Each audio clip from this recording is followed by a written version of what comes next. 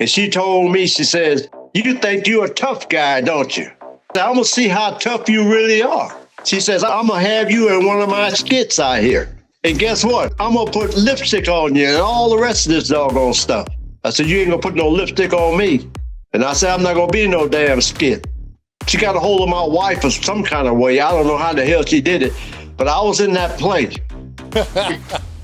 But she didn't put no lipstick on me, but I flat refused to get that lipstick. Welcome. This show empowers you to confront and overcome addiction with real stories, inspiration, and a host of resources. Our growing community supports, uplifts, and takes action to enable a new way of living. Now, F3 Recovery brings you the Super Sober Podcast. Welcome to SSP 44, Super Sober Podcast.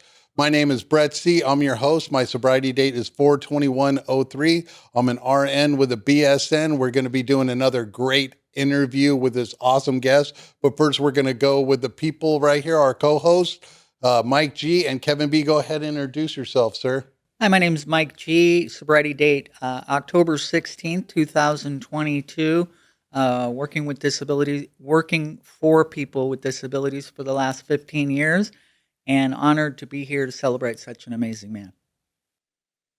Yeah, my name's Kevin B., better known as Kevin Blue. I got a sobriety date of October 28th, 2000. That's where my gratitude comes in. I am a deacon at His Place Church, and I'm currently attending the Toomey University to get my master's of deity so I can spread the message, because when I found God on the third step, I want to tell everybody about him. That's awesome. And go ahead and introduce the one we are interviewing today, the great Cleve. Go ahead and introduce yourself and give us your sobriety date.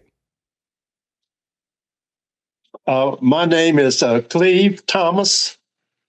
Sobriety day is March 3rd, 1989. Yeah. That's right. Yeah. And what do you do? You're retired, right, Cleve? I'm retired from the military and from the post office. That's amazing. And that's awesome. We're going to be doing this great interview with someone who's got 37 years of sobriety. And in the background, we got my wife, Jessie C. Go ahead and introduce yourself and your sobriety date that's helping make all this happen with the technology part of remoting Cleve T in. Hi, everybody. My name is Jessie, and my sobriety date is August 22nd, 2006. All right. Thanks, honey, for making this happen in the background. We had a little technical difficulties going on, but we are always keeping on here at Super Sober Podcast. And don't forget the best in the business, our producer Solomon here at the podcast place. Yeah, there we go. There he is, man. We're making him earn his money today. And we're going to do some awesome sobriety shout outs right here, like we do before every Super Sober Podcast. We're going to do Tim S. with 6 years. We're going to do Casey G with 12 years. And we're going to do the great Cleve, who took earlier this month 37 years of sobriety. Let's go. Yeah, let's go, man. Come on. So, and don't forget that it's tax season. And for Mike D, the remote tax doctor, you need anybody to help you with your taxes. You can get out of analysis paralysis. You got back taxes, forward taxes, taxes, whatever it is. He can help you out. He's on the resources page on our website. Just reach out and he can help you out. So we're going to get into a whole unbelievable story interview right here. We got support in the group here. We got support over there at his house. We're remoting him in. There's so many stairs coming into the podcast place that Cleve hasn't been as mobile as he used to be when he was in the Army and so much stuff. So let's get right to it. We're going to encapsulate all these years and go ahead and tell us how it was and where you were and a little bit about your life, and we'll go into some more story. What do you think, Cleve? Yeah, it sounds good to me. All right, let's go. So where's that paper at you had? No, you don't need that. Oh, you don't need that? Like Okay. from when you grew Tell up. us how it was growing up. Oh yeah, okay. I was born in Natchitoches, Louisiana, the 13th of February, 1938. My mom and dad and them, because of the troubles they had in Louisiana, I was born in Natchitoches, Louisiana. They moved out here to California to first place was Linda Vista, and we moved from Linda Vista over into San Diego. Amazing. How old were you when they did that? I was 5. Okay. And you said there was maybe some tensions or something over there where you moved from? Oh, yeah, they had a whole bunch of racial tension in Louisiana. Oh, yeah, I know all about that. Yeah, all down in Louisiana and all through the South, man. Oh, for sure. So you came over to here, Yep. family, to get a little bit of less racial tension at 5 years old. That's amazing. That's what my mom and dad then figured. Then we got to California here, and we had some, but not as much as down there. But anyway, I went to Chesterton Elementary School. I graduated from there, and I went to Lincoln High School. And I graduated from Lincoln High School, and I went into the Army. How was it growing up? Oh, it was a hit and miss. What was And what I'm saying about a hit and miss, some days I had good days, and some days we had bad days. Yeah. Man, that picture they just showed of you right there, man, looked like a young Denzel Washington right there in your high school picture, man. A good looking dude. Yeah, hey, that's it. That's it. Yeah, I did a lot of sports, man. I did baseball. I boxed, and football, and I played that at Lincoln High School. And then when I went into the military, I got on the football team, and I got on the boxing team and stuff like that. So what was the main deciding factor to go to the military? Was that something you're already always interested in, or? well, yeah, I don't know. There was 3 of us. There was a guy named Gary Union, Gary, and then there was a guy named Mike and stuff. Mm-hmm. And we went in on the buddy plan. Oh, okay. We all went to Is that a school picture of together. all 3 of you right there? Yeah, so we went in on the buddy plan, and we went to Fort Ord and had our basic training, Fort Ord. And then we moved from, they transferred us from Fort Ord for our second 8 weeks. We went to Fort Chaffee, Arkansas. Oh, wow. And boy, what a mess, man. Soon as we crossed over that Mason-Dixie line, we couldn't sit together no more. See, there was another black guy and then a white guy that we went in together under the buddy plan. We got down to Fort Chaffee, Arkansas. At that time, you couldn't walk the street together. Wow. And stuff. So much race. So I went to some trying times. And I left Fort Chaffee, Arkansas, and I was transferred, rotated to Germany. Wow. I'm sorry. No, Germany. I rotated to Germany. Wow. Never been. And I stayed in really tried. I stayed in Germany off and on for 15 years. Wow. Then I came out of that and I got married over there in Germany in 1962. 61. Okay, 61. I'm sorry. 61. And August 11th of this year, my wife and I are going to be married 65 years. Oh my gosh. That's amazing. Yep. So you met your wife over in Germany. You were in Germany over in Germany, Nuremberg. Wow. So you were stationed in Germany, you said off and on for 15 years? Off and on for 15 years. Amazing. Do you speak German? It's sprechen Sie kleine Bissel. Oh, okay. Well, I only speak a little bit. That's amazing. Oh, wow. There's a picture of you and your wife. That's my wife. Yep. And her name's Kitty, right? Kitty, that's right. Lovely woman. Oh my gosh. Was there a lot You see how she looked when she was young, huh? Yeah. Was there a lot of racial tension in Germany too? Well, Not as much as here, huh? Well, yeah, we had it, because you had like the black bars and the white bars and the Spanish bars where we went to. And that's in Germany. That's in Germany, right? Still had segregation there. I saw a lot of discrimination over there in Germany. I'll never forget when they told us that they had to send an envoy from America, from Washington, over to Germany over there to tell that General Bruce C. Clark, to integrate the Army. Oh, wow. Man, I tell you, we caught hell, buddy. But I don't give a dog how much hell I caught and all the rest of that stuff. I still love this country. Excuse me. I wouldn't trade this country for no other country in the world. That's amazing.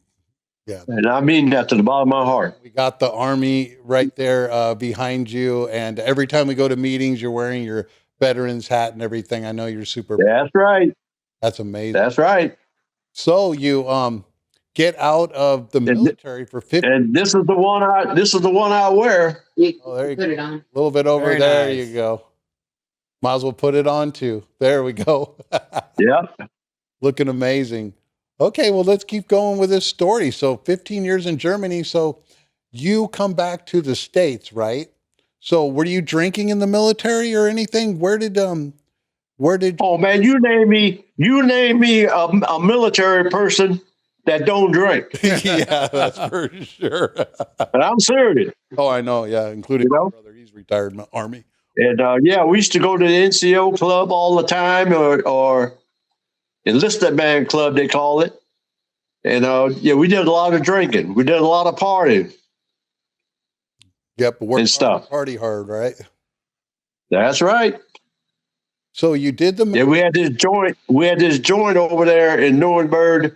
They call it the Pig's Feet, and that's where the black soldiers went. The Pig's Feet. Wow. Why they call it the Pig's Feet? And yeah, that's the name. That was the name of the joint. Oh, wow. And then I met my wife. I met my wife there, and all this stuff here. And well, you know the rest of the story, that I've been married ever since. That's amazing. So you quit the Army there after almost 20 years in the military. You came back to the States and your wife came with you, right? Oh yeah, she came with me. Yeah, of course, right? So where did you move to back to when you got back into the When we came back from Germany, we went to Fort Riley, Kansas. Oh, wow. Okay. How long were And we you? was at Fort Riley. How Long were you in Kansas? Fort Riley? How long was that, Shots? About 2 years. About 2 years, yeah. Okay, great. I'm glad you got your wife there too to keep you on track. Right. And the thing about it, though, in Fort Riley, Kansas, like we came out of the Fort Riley, the back gate, and there's a little place called Ogden, Kansas. And my wife and I was hot, boy. My wife and I decided we were going to go in and have a cold beer. And we got to the door, and I was stopped. We were stopped, and they said, "You could come in, but he can't." Oh, wow. So we run into them problems all over, man. Yeah, You know? it's taboo, right? To be married to a white woman, Oh yeah, oh yeah. Wow. interracial couple. And then we came out of Fort Riley, Kansas, and there's Sergeant, what his name was, Lewis, the first sergeant. I think so. Well, anyway, he came and told my wife and I that got some good news for you. Said, "What's that?" He says, "You're going to Germany Again. again." Oh, wow. And guess what? They shipped us to Nuremberg, Germany, where my wife was from. Oh, wow. That's amazing. And I stayed there another 3 or 4 years or something like that. Then I ended up ended up back in the United States, Alaska. Alaska. Alaska. We stayed about Alaska, yeah. We stayed about 4.5 years in Alaska. And then I went back to Germany again, right? Right. Right. Back to Germany again. Wow. And this time when I went back to Germany again, when I came back this time, I came back retired. I wasn't retired. I came back, went to Fort Ord, and retired from Fort Ord. No, we went to Carson, Colorado. Oh, Fort Carson, Colorado. That's right. We went to Fort Carson, Colorado. And then back to Germany. Then back to Germany. Oh, wow. Then from Germany. Back and You forth. retired. Yeah. Oh, yeah. You can't hardly name a free country that I haven't been to at one time to include a lot of communist countries Wow. like Russia, China. I've been all over the place. Africa, Korea. And yeah, my wife and I did a lot of traveling. And since that time, we went on about, 9 cruises? Yeah, at that time, 17 total. 17 cruises total. Oh, wow. You've been around, man. That's Oh, for yeah. sure. Oh, yeah. So You can't hardly name a country that I haven't been to at one time or another. And you still choose America. yeah, that's And I still choose America. You're right. You're right. well, You know, I like Germany. I ain't gonna tell a lie. I like Nuremberg, Germany. It's just like San Diego almost to me. But if I had to choose, I would choose America. well, that's amazing. Just that simple. So let's get into when you retired from the military. You retired from the military and then you made California your home? Oh yeah. That's when I retired from the military, my wife was ahead of me coming home. She bought the house that I live in now. Oh, wow. That's 48 years ago. 48 years ago. wow. So you got a job right out of the military and you started working for the post office? So I'm working for the post office. Yep. That's amazing. 20 years. And I did 20 years in the post office. And I retired from there. And you've been retired 28 years. And I've been retired now 28 years. Wow, that's amazing. There's some pictures of you right there in the post office. Oh yeah, that was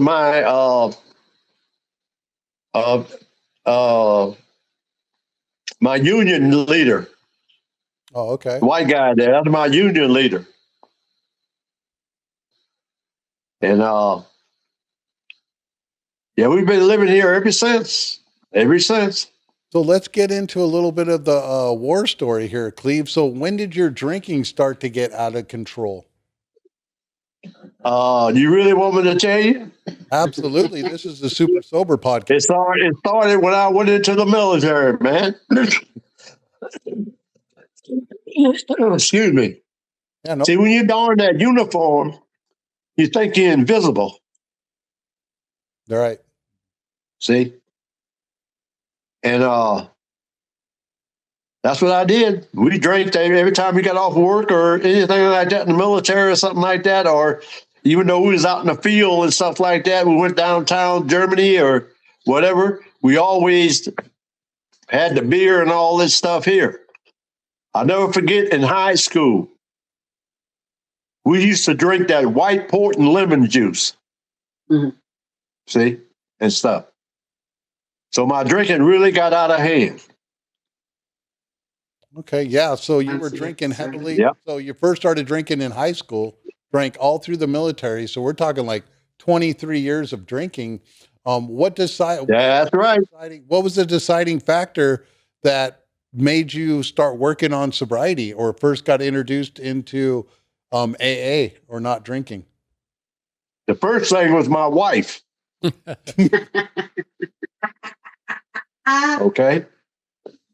And then I turned back around and got picked up down here in Bridge Creek. I don't know if you know what Bridge Creek is. That's down there right before you get on the freeway. Okay. And I got picked up for a 502. I had a yellow 56 Ford truck all fixed up. Oh my gosh. I think we got a picture of that. Right. And then all of a sudden, the cops came and picked me up and said I was drunk. I think somebody called in and said, I got a drunk guy here or something. I don't know. But anyway, they took me to the Orange County jail. No, I didn't feel you out. Right. Oh, wow. And then they put that little orange uniform on me, man. See? And I was scared as hell going into jail. That's the first time I've ever been incarcerated. Yeah. See? And I came out of that jailhouse, man, and I was saying, there's something I got to do about this. And I ended up going into AA. The first person I met when I went into AA was Eric. Little Eric. Eric Pig. And he's in July of this year, he'll be 38 years old. Nice. And we've been buddies ever since that time. See? Amazing. And I got off into the program of Alcohol Anonymous, man, and stuff. And I pray to that God that I can't see, feel, or touch. And I pray to that God every day for keeping me sober, man. I pray to that God with the idea of putting this fine lady in my life. I pray to that God putting fine people in the program of Alcoholics Anonymous in my life. And I'm still praying to that God of my understanding to guide me and direct me. That's amazing. So how long? I know you had 2 different stints of sobriety, right? What you mean? Did you have Sober for a while and then you... I never had a relapse. No? Oh, okay. Nope. Never had a relapse? Yet. Oh, that's amazing. Good. I just think about what that book says, and that scares me. I don't know about anybody else. It says if I pick up a drink, I go right back where I left off at or worse. It does. And we like to say in the meetings, worser. Worser. See? And I don't want to go back there. So what were some of your first trials and tribulations getting sober and stuff? I mean, did it just happen for you very easily? No, it didn't. I mean, you're going to think about the drink. I don't give a dog how many years you get. You never forget the drink. The thing which you try to forget is picking up a drink. You know what's going to happen to you. That's why I stay in this book over here. Yeah. Reading it and stuff. That's amazing. That's why I try to sponsor a lot of people. I have sponsored quite a few people since I've been in the program of Alcohol Anonymous. And all of my friends, almost all of my friends are in the program of Alcohol Anonymous. See? And I can tell you one thing, I've been proud to meet a lot of people in there. Now, we got some people I have the ups and downs with, but you know what that ups and downs is? If they say something to me, I'll say something. If they don't say nothing to me, I just don't say anything. See? And I've made my amends and all the rest of this stuff, and I hate making amends, so I try to just keep everything even Steven. See? Yeah, that's pretty awesome. You can hear people laughing in the background over there with that. That's pretty amazing. Yeah, we got so how many years into when you came back was it in that you were working for the post office that you got sober? When did you get that DUI? Oh, that DUI, I was working for the post office, right, Shots? Yes. I was working for the post office. Yes. How many years? Oh, we've been there for about 2-3 years. Yeah. about 2 or 3 years when I got picked up and sent to that jailhouse. So And I never want to go back there no more. that was your And I didn't that was feel your only arrest? That's my only arrest. Ooh, yeah, I remember you always share about that in meetings and stuff. You were telling nobody to move for like 3 days or something, right? That's right. That's right. I don't move. I don't play that stuff. Eh, Heck is this? Spam. No, I don't need that. Yeah. I stayed over there. Stayed over there for, I think it was 3 days, and I was telling people not to move. I don't play that stuff. Walking down the hallway and stuff with my hands in my pocket with my butt up against the wall and all that stuff. That's crazy. So, You were that's right. militarily trained and you were scared in jail, but yeah, That's right. the territory. Oh, I didn't know that was Mike. How you doing, Mike? I'm doing excellent, Cleve. Yeah. Yeah. That's a guy and his sister. I met in the program too. Yeah, She we got did. 12 years yesterday, Cleve. Yeah, I know it. I know it. So how's she doing? She's doing great. Good. Yeah, I didn't know you didn't know Mike was here, but yeah, we also got Kevin Blue right here too. And I know Kevin Blue over there. Yeah, I used to sponsor him. That's Yeah. got my bid book. that's why we got him on the podcast. We're going to be doing a little bit of him sharing about how you took him through the big book and everything. But we're about halfway through the podcast. We're going to take a little quick pause right now for our sponsor, and that's His House New Creation.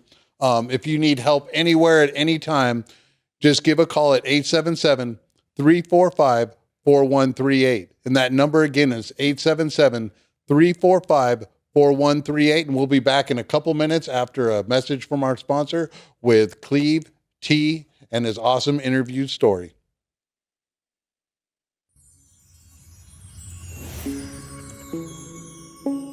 So then that's going to be his place. At Embrace Life Change, your journey to mental wellness begins in a place where understanding meets action, where care is personalized and recovery is achievable. With over 30 years of experience, our expert team offers a range of evidence-based treatments tailored to each individual's needs. From anxiety and depression to complex psychiatric disorders, our comprehensive approach includes cognitive behavioral therapy, mindfulness practices, and innovative programs designed for deep healing. Our small treatment groups ensure personalized care, fostering stronger connections, and a supportive community that empowers your recovery journey. Hear from those who've embraced change and found hope, healing, and a path to a better life with us. Embrace Life Change is more than a treatment center. It is a place where lasting change begins. If you or someone you love is seeking help, call us first. Let's take that first step together towards a brighter future. Embrace Light Change, nurturing mental health, where hope and healing meet.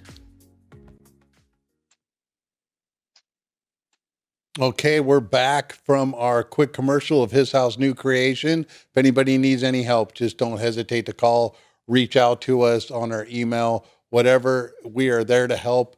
We are just hoping everybody can just keep on and getting as much sobriety as they can, or at least get a moment of clarity. And we're back with this interview with Cleve T now. Let's go into a little bit of where you're at now, Cleve, and like how many different people you've helped. I know every time you take a year of sobriety, you got a couple friends. His name's Earl and another lady that comes. And let's get into like how it was for your like first 10 years of sobriety, how it changed your life and where you're at now. We got another half an hour to go. Let's get into some Cleve things. Like everybody knows, like no one stays sober 9 months and saving your money. Let's just hear some good stuff from Cleve. What do you think? Okay, sounds good. Well, anyway, about that, I'll never forget that in high school, I used to go down and work for this person on Market Street down in down in San Diego, for the market, they called it down there. He owned the produce mart. And this guy was a multimillionaire. And I asked him one day, I said, man, I said, sir, I said, how'd you get this way? He said, you try this. He said, for every dollar you make, try putting a nickel or a dime away. And the first thing I said, a nickel or a dime? And he said, yes. He said, you'd be surprised how fast that adds up. And my wife and I have been putting away nickels and dimes ever since we've been married, buddy. And I can tell you one thing, that now it does work. Yeah, I got my buddy like Eric. I remember people like the Dusties and the Sandras and the Portias and stuff was all very instrumental in my life. I'll never forget that Sandra walked into me in a meeting. And she told me, she says, you think you're a tough guy, don't you? Mm-hmm. She said, I'm going to see how tough you really are. See? She was running these these little AA skits, you know, in the AA meetings all over the place. She says, I'm gonna have you in one of my skits out here. And guess what? I'm gonna put lipstick on you and all the rest of this doggone stuff. I said, you ain't gonna put no lipstick on me, you know, and stuff. And I said, I'm not gonna be no damn skit. She got a hold of my wife in some kind of way. I don't know how the hell she did it, but I was in that play. But she didn't put no lipstick on me, but I flat refused to get that lipstick. But I was in that play. And that was one of the best things that ever happened to me too. See? We went all over the place entertaining alcoholics and stuff. Nice. What was the name? And so that was really great too. What was the name of the play, Cleve? Oh, I don't remember the name of the play, but anyway, I didn't put no lipstick on, okay? Just that simple. You know. But yeah, I'll tell you one thing right now. I'd rather be dead than pick up a drink. Because if I pick up a drink, I'm dead anyway. Because of what it says in that book there, that scares me. If I pick up a drink, it says I go right back where I left off at it worse. And we say worser. And I'll never forget that, buddy. It's like the book said, I'll recall from a drink like a hot flame. And I do that. So do your wife or no wife? Wife or no wife, job or no job, car or no car, job or no job. I don't have to drink today unless I want to. Even if I want to, I don't have to, and that's a fact. See? You got this little guy, you guys know him, named Sammy Cruz, the one that talking about walk slow and drink a lot of water and all that stuff. That guy came by my house here to visit me, and I'll tell you one thing right now, and that's been about maybe 3 or 4 years ago, and he still comes by my house to visit me. And I will always appreciate that. I will always appreciate that. He comes by sometimes and he brings me lunch. Or he'll come by and take me to a meeting and all the rest of this stuff. Just like my buddy Eric down in San Diego. He drives all the way from San Diego up here to take me to a meeting. You know, and stuff like that. Where else you going to find a friend like that, man? Friends like that. It's anonymous. See? And I have the confidence I can call on the Brits. I can call on the Kevin Blues, the Mikes. You know, I can call on Jesse, rich wife and stuff like that. You see, they never turned me down. They never turned me down. And that's what I really, really enjoy about this program of Alcohol Anonymous.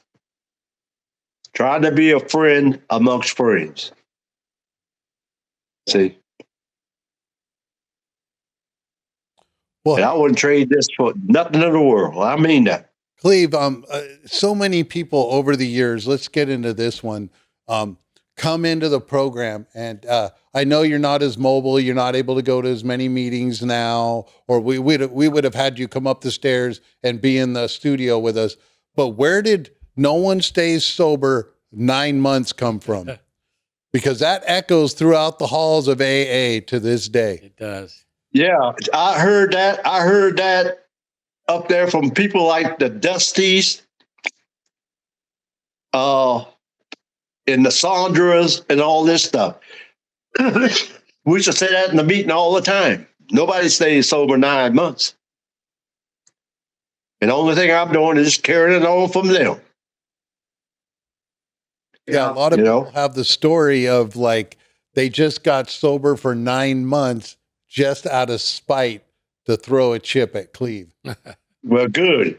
Stay sober for 9 months and continue on another 9 months, 9 months. Keep throwing your chips at me, you doggone it, and that way I can make a real good collection. Yeah. You know?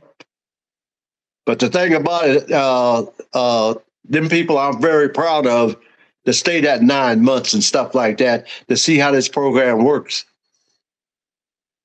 And this program don't work unless you work it. See? And I know that.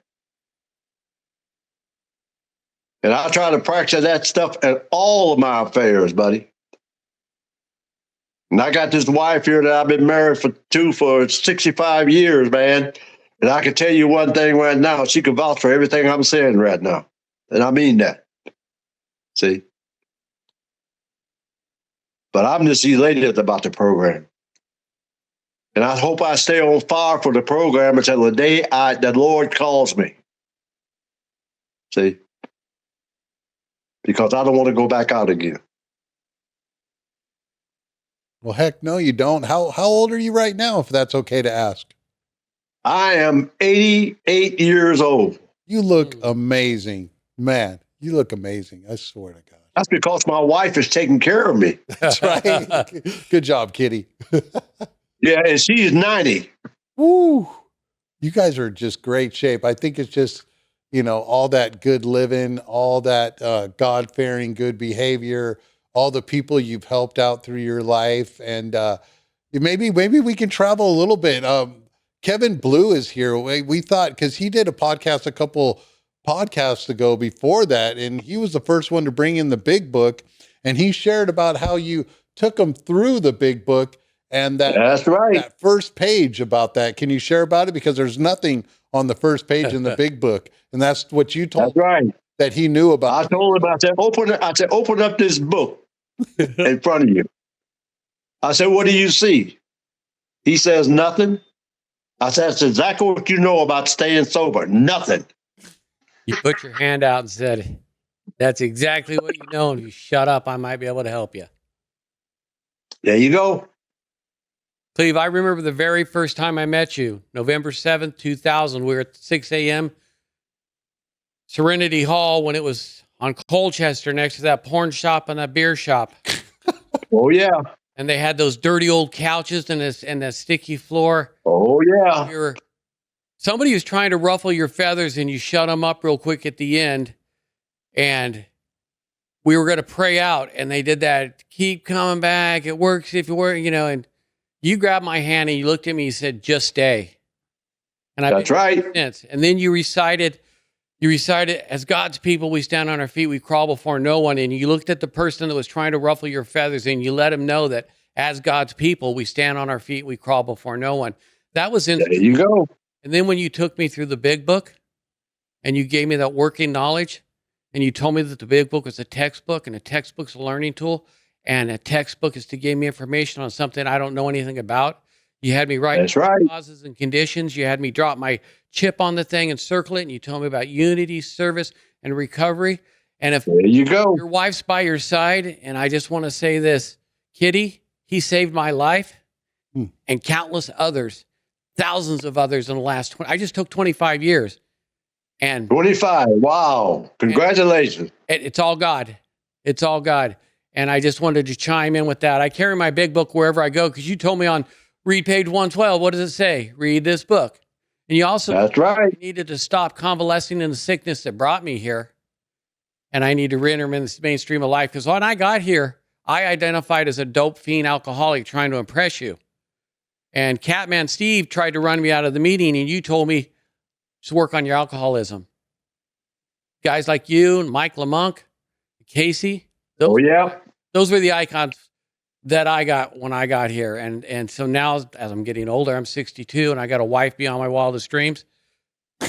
It's like, wow. And the thing is I get up every day, even though I don't think about drinking, I think more about staying sober. I think There you go. you and little Eric, you were the icons in my story. Thank you very much. Oh, you're welcome, my friend. But I just wanted to put, I'm sure your wife has heard it, but if you can help a dumb little kid like me get away from the drink long enough to understand that the problem's really Kevin and not the alcohol, because the alcohol's been there forever.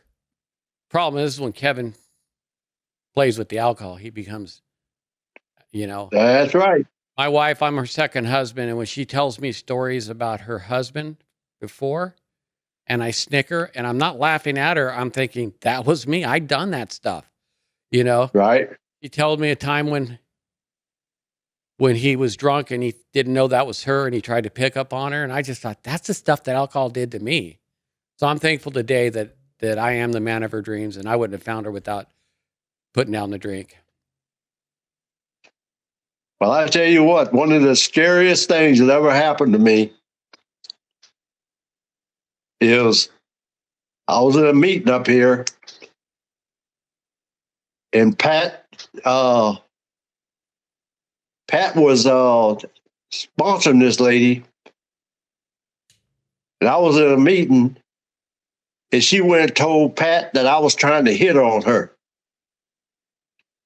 And I'll never forget that, man, because I don't do that. I don't do that. See, I love my wife too much to be doing stuff like that, man. I try to be helpful to anyone. I don't give a dog whether they're female, dog, or what. If they're trying to stay sober, I try to help them. Just that simple. I remember you pointing that out. The big book says one drunk helping another. There you go. There you go. I just, See? once again, I want to thank you for giving me a working knowledge of this big book and then trying to give it away. People don't want it. That's not my job. I want. That's right. That's not your problem. I may be the only big book that somebody ever sees. And I remember you saying That's true. like that. But you don't know how many people that I have tried to help and they went back out again. But that's none of my business if they go back out again. Right. See? And if they come back in and help and have me to sponsor them again, I'll do it. Just that simple. That's right. See? But not all people that I try to help go through the book and all this stuff here, not all of them stayed sober. I could name you at least right off the top of my head. I could name you about 5 or 6 of them that never stayed sober. They're still around, but they never stayed sober. They're still out there running and gunning. See? Just pray for them. I have to pray for them. That's it. And then what make it so bad, man? I got a person right in our family. My daughter, youngest daughter. She's out there running and gunning. But there's nothing I can do. The only thing I can do is try to be here if she ever tried to come back into the program. See, that's the way it is. That's the way the program of Alcohol Anonymous works, man. I think we got some See? pictures of you and your family too. Do we have some ones of that, Solomon, up there? Yeah. So I mean, that's amazing though that Oh yeah. That's the house. That's a Jeep I used to pull behind my motorhome. That's my 1997 Chevy Silverado right there, which I sold to Sammy. He always wanted that thing and all that stuff there. And one day we sitting here at the house and all this stuff here. And my wife and I had decided, well, Sammy, it's yours. And this is what we asking for and all this stuff here. And he went along with it, and he still got it. Wow, that's amazing. And I got rid of that Jeep of mine. And now all we have is my wife's Lexus. And that's another big picture of your family and everything too, right there.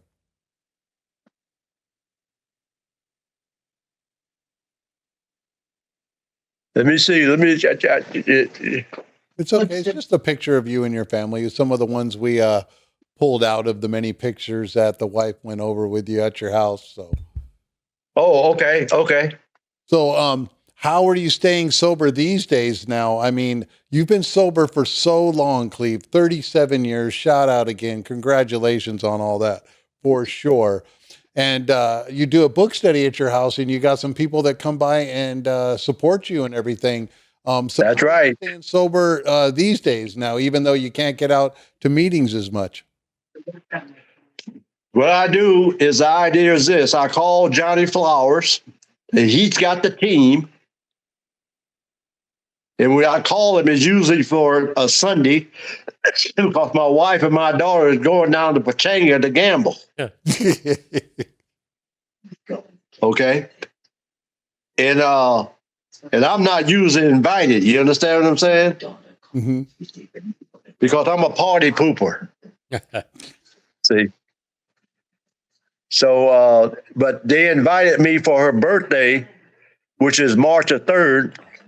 We're going down, and she invited me to go. So I got to go down there and get around some kind of way. If not, I just go up the room and go to bed. Just that simple. You know? But I tell you what, I live a pretty good life today. And I mean that to the bottom of my heart. And as long as I can keep helping alcoholics and everything, I keep on living this life. But anytime I think I got it made and I don't need you guys no more, that's when I'm gone, buddy. You know? And I'm just going to try to keep up the good work. And I mean that to the bottom of my heart. And Bert, I want to thank you very much for having me on this podcast and all this stuff here. Yeah, no problem. You don't know how much that means to me, man. See? And you and your wife has been a pretty good damn friend of mine since you came into the program. Yeah. See? And I'll never forget you guys. Like Mike, I'll never forget him. And Kevin Blue, how can I forget him?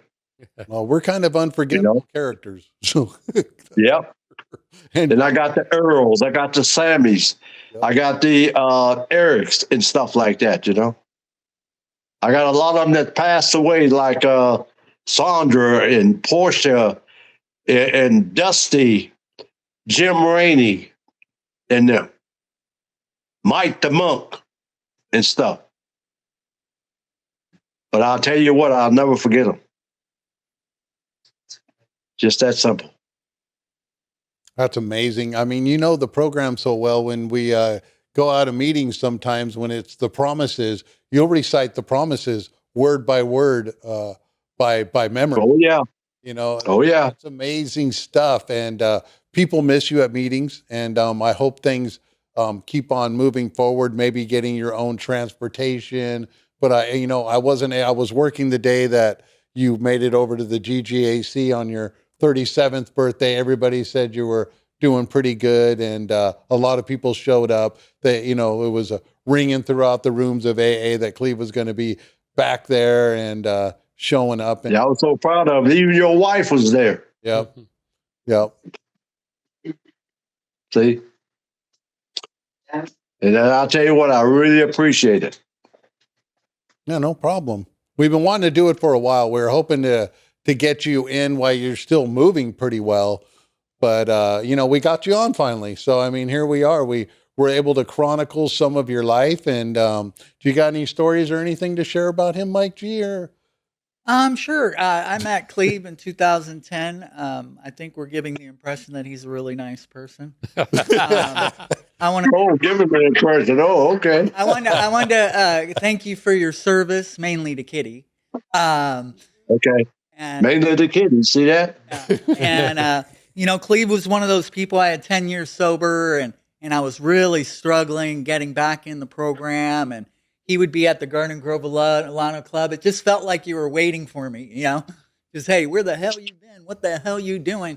And then you got close to my sister, of course. She has 12 years, and we just think the world of you. And, you know, you're part of the evolution of AA, in which we didn't care so much about your feelings. We cared about telling you the truth. That's right. To Yep. get sober. And as I'm getting older, I feel like I'm subscribing to that kind of honesty a lot more, and maybe that's a good thing. Love you, Cleve. That's good, Mike. yeah, it's definitely the stuff that you come in through the program now of what it was when I came in, you know, 23 to 26 years ago, because I didn't get sober right off the bat. But the stuff that you subscribe to and still share, and when you come into the meeting, if you were going to go to a meeting with Cleve, and still sharing the same thing after all the years, and that's what I needed. And the program's evolved, and you've evolved with it, and you still come to meetings, you still share with the same vigor, you're still willing to help people after 37 years. Yeah. Some people still That's don't right. go to meetings or have that kind of volition to stay connected. And that's what we're all about. And that's why we do the podcast, because we remain accountable to change. Because just like I you know. said, you got it. I mean, if any of us put a drink of alcohol in us, we reignite the disease over again. Right. And then we don't want to finish, you know, we want to live well day to day. And you are testament to that. So, I mean, I know that every time that you share that you go on vacation, there's a lot of photos of you doing that you go to the meetings on the cruise ship. You always stay. Oh, yeah. Kid, you're a party pooper. But, you know, that's not true. But I mean, you know, we got you over here in Egypt at the pyramids with you and Kitty, all these Oh, yeah. travels that you share these nuggets of wisdom with people that it just seems like it's so far off and it's just distant la fantasy land that you could be sober for 37 years, that you could Thank you, buddy. kind of trajectory and have this kind of life through AA. And that's the kind of life that me and my wife are living, the kind of life that Mike has been living, and Kevin. And it's all There you go. people like you, like, because we're all about the legacy, the lineage, the language of what this program is, coming up on 100 years and about another, 7 years of AA. Yep. So, I mean, I picture us, you, and then I don't know where the 100-year AA reunion is going to be, but I mean, I hope we're all still together, and then that we could all go together to it, because that's like one of That's my right. long-term goals is to make it to the 100 AA reunion. I don't know where it's going to be on the planet, but it's going to be off the hook. Well, I'll come back down from heaven and visit you guys. Oh man, you better still be around, man. You're saying you're going to be there in spirit, huh? Okay, yep. Nope. Hopefully you're still, I think you're stubborn enough to make it like another 7 years. We'll see. Oh, thanks. I hope so. Yeah. And I hope my wife is right there with me. That's right. That's right. That's amazing. So any last comments or last words you got to say to the audience? Because we're winding down here on Super Sober Podcast number 44. Only thing I can say, and I can say to the audience and everything else, I love the program of Alcohol Anonymous. And I wouldn't trade this for nothing in the world, man. Between God and I love it. See? And one thing you got to do in the program of Alcohol Anonymous, when you get honest, when you get honest with yourself, I can be honest with you. But if I'm running around here telling lies and all the rest of this stuff or not being truthful, guess what? That runs me up a wall. I don't know about you or anybody else, but that runs me up a wall. Because I always think you're going to find out the damn truth and I'll be up the wall anyway. Mhm. You know? So that's why when I tell a person I'm going to do something, I do it. If I can't do it, I get on that felt telephone or something, and I let you know that I can't do it. See? And to me, that's so simple. Mhm. It's so simple. Well, that's amazing, Cleve. I really like to give a great another shout out to make this happen here. I want to thank the wife in the background. I want to thank Kitty in the background there for keeping you on track. I want to thank Solomon here. I want to thank Mike G, Kevin Blue, everybody, the program of AA, and just all, and I said Jesse in the background right there making it happen with the technical support. And man, we just are super proud of you. We're super happy that Thank you're you. in our lives. We're super happy that we just to get to carry on all these Clevenisms that we can call them, that they still will ring through true and the heritage, culture, legacy, and lineage that we do have. So we're at the end of podcast number 44, man. We want to give out our shout outs here. We can be reached on all platforms. We're on, you want to see our wonderful faces, we're on YouTube. You can reach us on our emails, info@f3recovery.org, info@supersoberpodcast.org. We can be reached on all platforms, the universal streaming platforms at Buzzsprout. We're on social media, Instagram, Spotify, wherever. Shout out to the Detox, a story I wrote for Hollywood, hopefully to pick up in one of these years. It's a story of addiction, the deadliest disease that man has ever known. Shout out to Notorious JID, the first mascot of recovery. We're doing it here. We're going to be keeping on here. And shout out to Solomon again with all the patience with us, putting all of this stuff together. You want to go from zero to podcast? You want to have your word put out there? Come on down and see him. You're local right here in SoCal. We can remote people in. We can do this unbelievable situation like we just did here with Cleve. Man, you can come down and let people know that sobriety is still strong and we're still moving forward. What do you guys think, guys? Awesome. Yeah. All right, man. Love you, Cleve. Close with the promises. What's that? Have them close with the promises. Do you want to close with do you think you could close with the promises? Do you think you could ramble it off your remote memory there? See the promises. We don't crawl before him. If you can't, I get it. No problem. Yeah, right. I haven't said them in a while like that. No problem. All right. So just But there's one thing I want to do. I forgot. Okay. yeah, let's go. We still got a couple minutes. I don't know if you know Kevin Tesler. Mm-hmm. No, I don't think don't so. know. Okay. I will ever be grateful to that guy.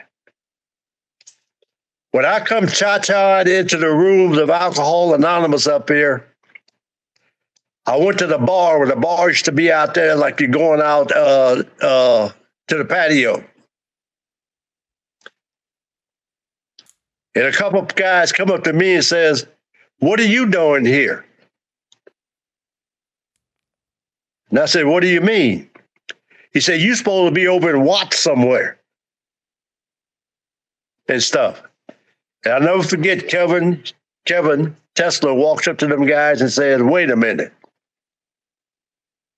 He says, "He's an alcoholic just like you are."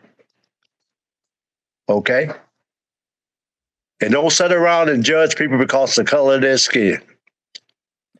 And I will never forget that. See?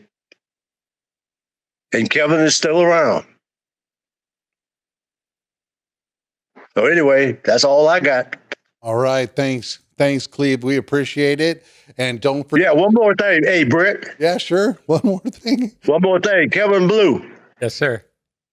If your wife tell you to take out the trash, you take it out, man, because the next time it'll be your neck. Yeah.